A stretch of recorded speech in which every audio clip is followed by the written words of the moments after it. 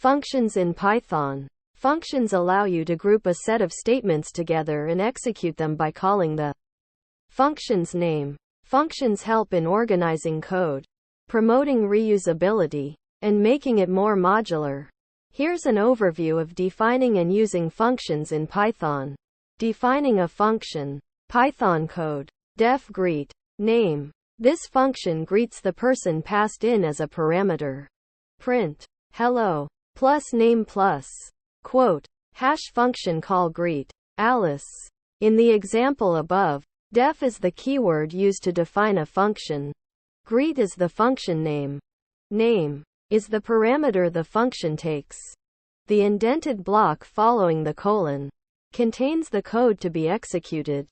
The docstring provides a description of the function. Optional. Function with return value. Python code. Def add a, b. This function returns the sum of two numbers.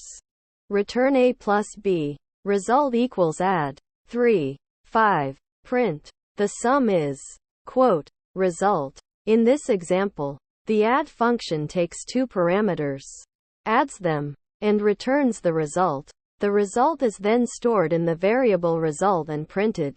Default and keyword arguments. Python code. Def greet underscore person. Name. Greeting equals hello. This function greets a person with a customizable greeting. Print.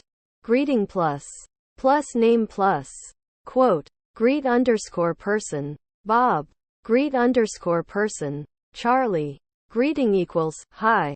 Here, the greet underscore person function has a default value for the greeting parameter. You can also use keyword arguments when calling the function to specify the values explicitly. Variable number of arguments. Python code. Def sum underscore all. Args. This function sums all the arguments passed. Total equals 0. For num in args. Total plus equals num. Return total. Result equals sum underscore all. 1, 2, 3, 4, 5. Print. The sum is, quote, result. The args syntax allows a function to accept a variable number of arguments.